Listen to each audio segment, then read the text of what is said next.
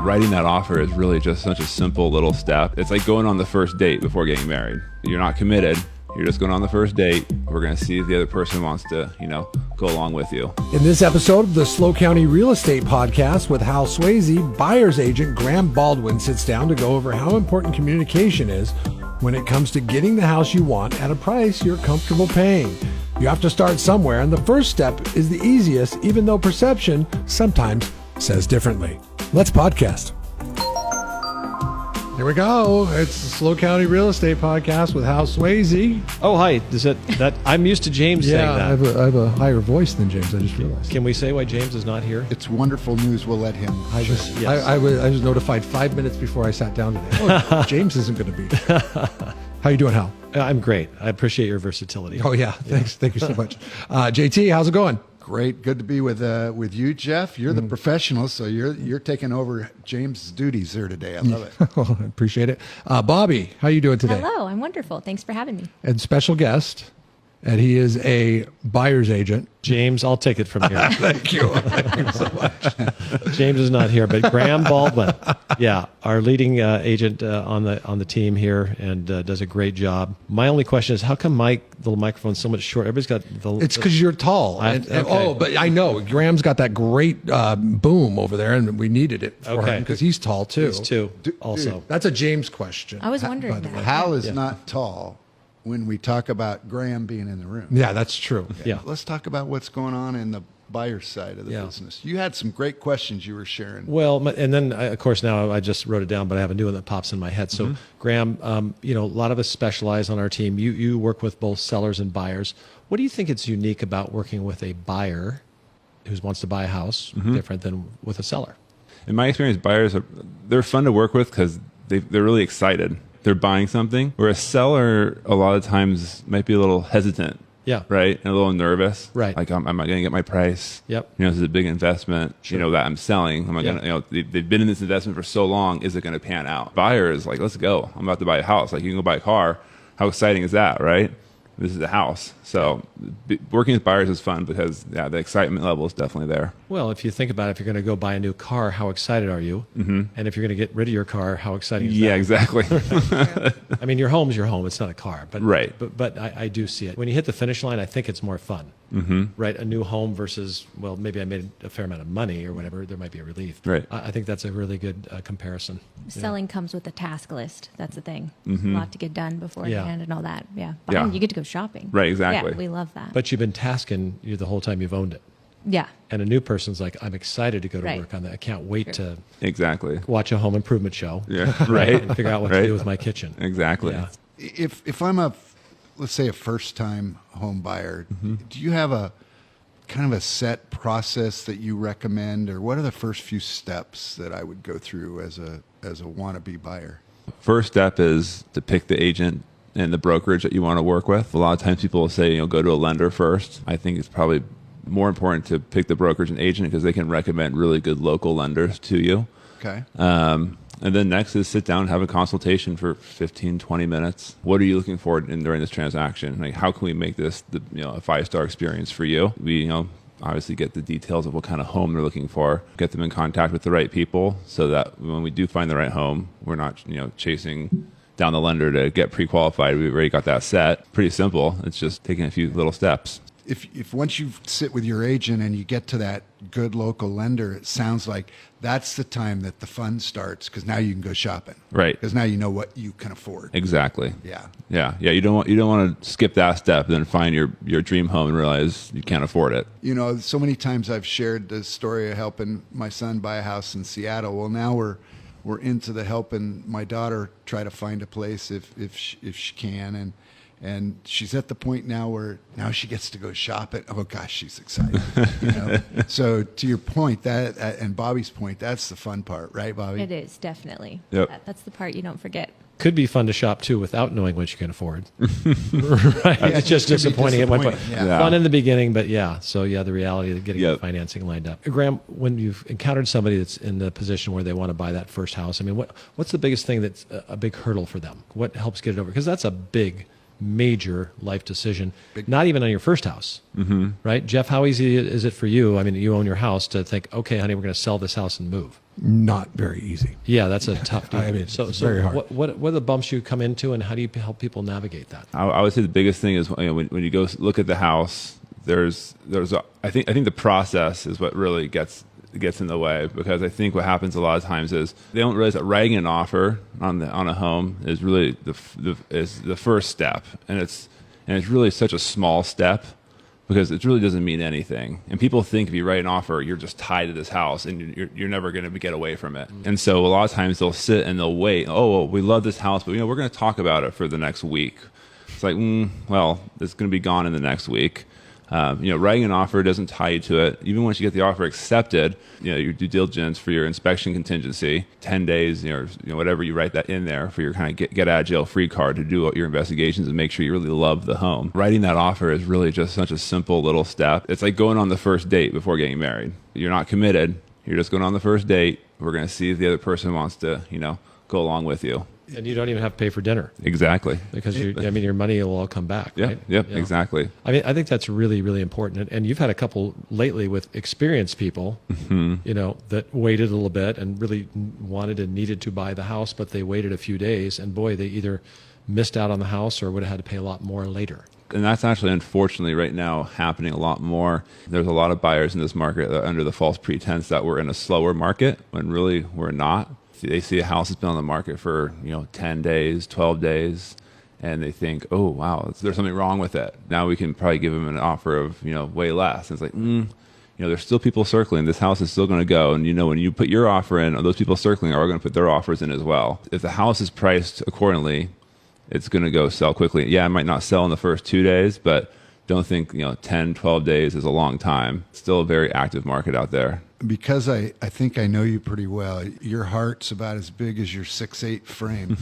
I think I'm hearing a frustration because you really grow to get to know your clients and care about them and want so much for them to realize their dreams. Oh yeah, no, definitely. Yeah, it sucks. I mean, Good response. There's so many times when you've been working all week to try to get them into this house, and they may not have taken your advice along the way, and and you're going back and forth, and when you find out they don't get the house, and they're on speakerphone, and their wife or their fiance or whoever's in the background, and oh man, you hear the disappointment. It's like, oh, it just like breaks your heart, because it's like, I don't care about the damn sale. I just want them to get the house, because they're so excited about it. And it's such a cool thing to call them and say, congrats, you got the offer accepted, Right. And everyone's so happy to call them and say, hey, no, sorry, they went with the other offer because, we put our offer in 48 hours too late when you wanted to put it back in, we waited too long. It's like, So that's happened to you a few times. Yeah. A few times more than we care to rehash. Right.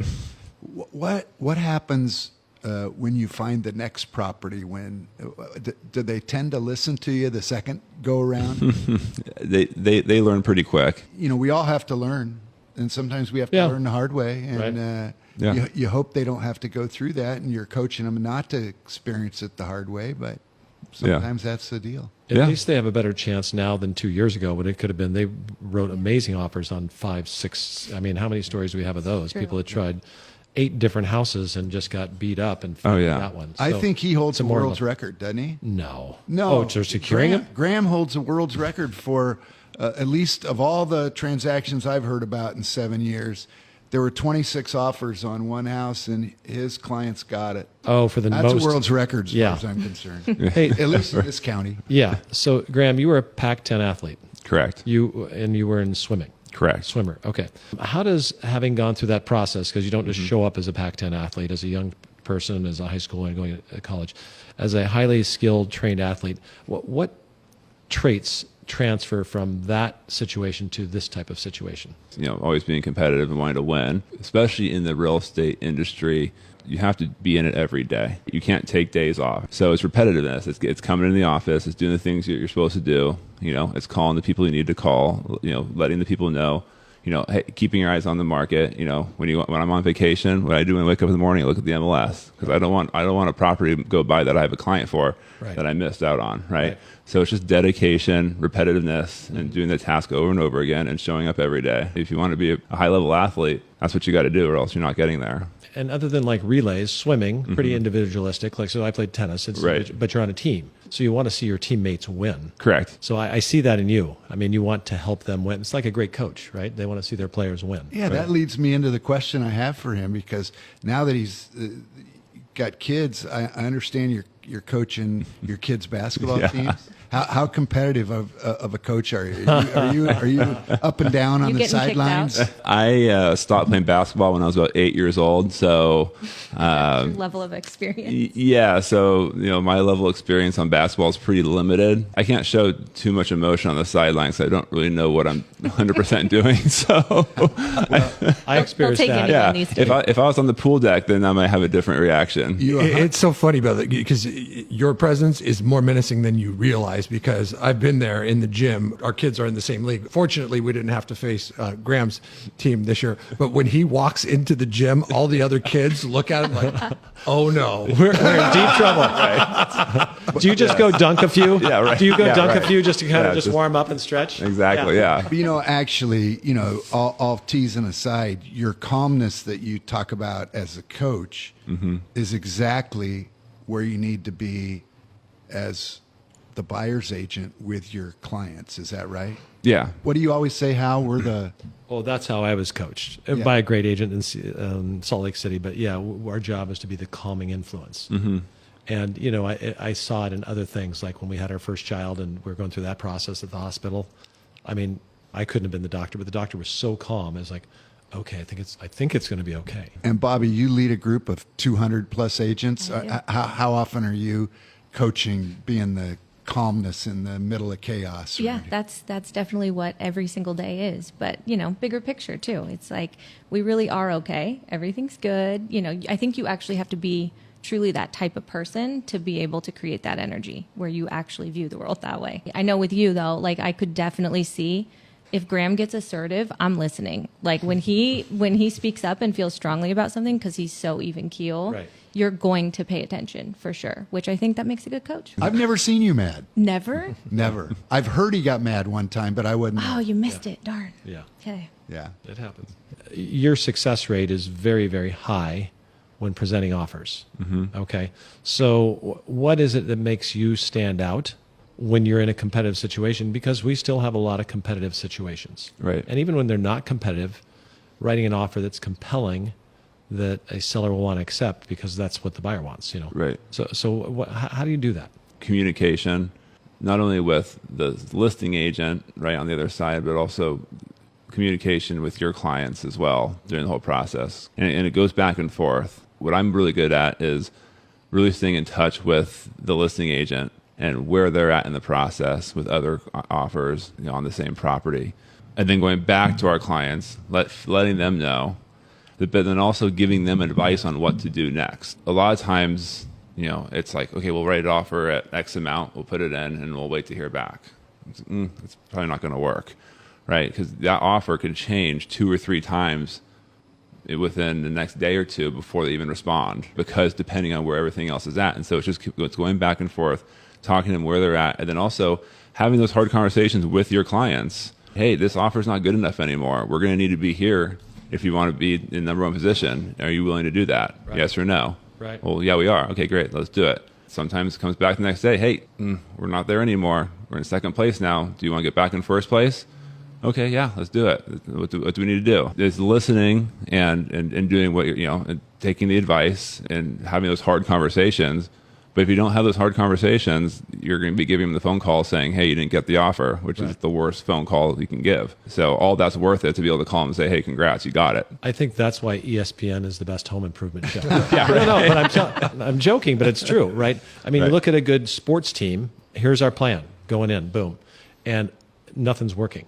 So you have to adjust. Right. You're a competitive swimmer. Hey, Graeme, you keep coming in second place. You're losing by 1 second. You're going to have to put more time in the pool. You're going to have to work on that stroke. There's things you to do. You want to do it or not? I mean, you give them the choice, but you create the pathway, the vision where they need to go. And sometimes that's not fun telling people it's going to take, a little bit more effort or a little more of this or that. Right. I think that's a fantastic answer, right? Because I see it and I see the lack of it. Because as a manager of hundreds of people, the texting and then this and then that, it's like, no, let's talk this through. But also just the expectations set beforehand, because that's the thing. If you change your game plan, look at me trying a sports analogy. You guys, it's not me. You're doing great. If you change a game plan midway through the game and that player has never heard that this could be a possibility before, you're risking everyone being kind of, out of their head. So, hey, That's a great point. look Are you at kidding me? Right? But you've worked with Hal for how long now? 6 years now. I hate to say this with him sitting next to me, but you've been learning from the master. Yep. When you talk about giving advice to the clients, once you're in the middle of something, what I've learned from him, and he does so well on the selling side, is how he develops the options that people have and the different consequences of each, the possible consequences of each option. Do you use that same kind of format when you're giving advice? If you do this, this could happen? Because you can't spend other people's money. Yeah, they've got to have the options. If you go with option 1, this could happen. If you go with option 2, this could happen. Which one do you want? Do you want the good option or the not so good option? Most people want the good option. Right. Right. Depends. Well, he's making it happen here in I love it. Obispo County. Yeah. He's our leader on the buyer's agent side, and he's starting to work into listing more Excellent houses. job. You're lucky, dude. I know. You're lucky he's on I our know. team, aren't you? Can we talk about when you joined the team? Yeah, let's do it. Okay. Well, so I called one of the people at the title company. Okay, I'm looking for someone new on the team. Who do you know? And Graham's name came up, and I wasn't that familiar with Graham yet, so we got to meet Graham. What are we, 150, the two of us together, or something like that? So we're older, he's younger, and his hairstyle, the things he had going on, we were just like, I don't know. And you got some advice from somebody, and just what would your friend say? Yeah. The guy that gave me advice was 90 at the time and has since passed away, and he said, don't treat people for how you want them to be. Treat them for who they are. Right.